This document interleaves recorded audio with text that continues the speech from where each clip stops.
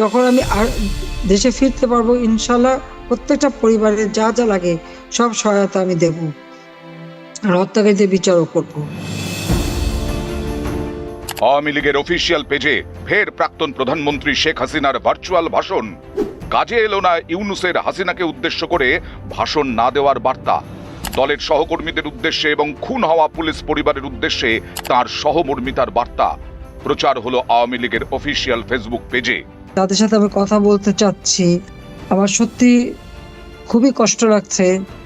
স্বজন হারাবার বেদনা যে কি কষ্টের তা বোধহয় আমার থেকে আর কেউ বুঝতে পারবে না। ইউনূসের অপদার্থতা এবং খুনের চক্রান্তে আবার সরব হলেন হাসিনা। পরিস্থিতি স্বাভাবিক হলে তিনি দেশে ফিরে সমস্ত খুনের বিচার করবেন বলেও আশ্বাস দিলেন। এছাড়াও গভীর ষড়যন্ত্রের অভিযোগ আনলেন ইউনূসের বিরুদ্ধে।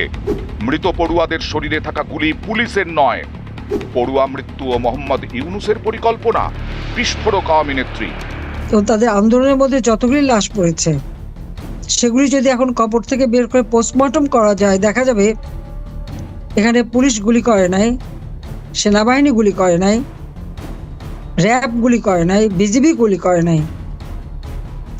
সেখানে এমন এক রাইফেল ব্যবহার করা হয়েছে, বুলেট ব্যবহার করা হয়েছে, যে বুলেট সেটা ইউনূসের যে উপদেষ্টা স্বরাষ্ট্র মন্ত্রণালয়ের দায়িত্বে ছিলেন সাখাওয়াত সাহেব, তিনি নিজেই একজন সেনাবাহিনীর লোক, কাজী অফিসার, তিনি জানেন এবং তিনি সেই বুলেট দেখে বলেছেন এটা 7.62 বুলেট। এই বুলেট পুলিশ ব্যবহার করে না বা আমাদের কেউ ব্যবহার করে না, কাজে সেই গুলিতেই তারা মারা গেছে। এবং যখন এটা মিছিলের মধ্যে তারা ছিল, সেখানে কোন পুলিশ ছিল অনেক দূরে, হঠাৎ একটা গুলি লেগে মারা গেল, সেটা কিভাবে হয়?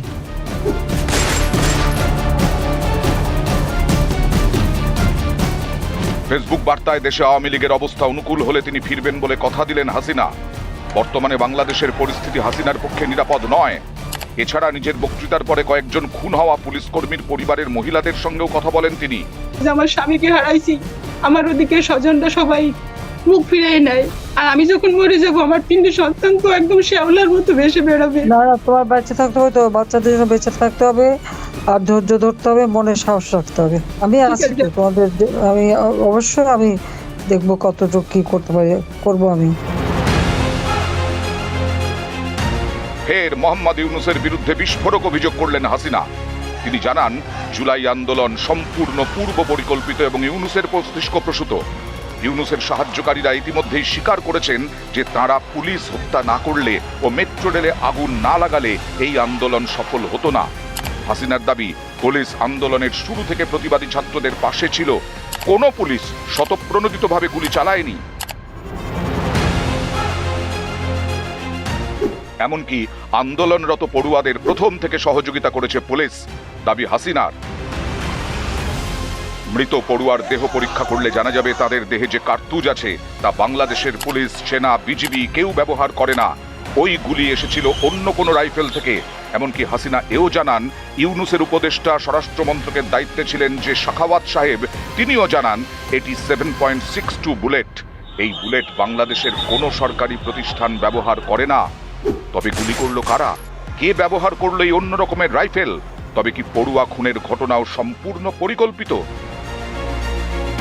হাসিনার দাবিতে স্বাভাবিকভাবে আলোচনার কেন্দ্রে বর্তমানের ভারপ্রাপ্ত রাষ্ট্রনায়ক ইউনূস।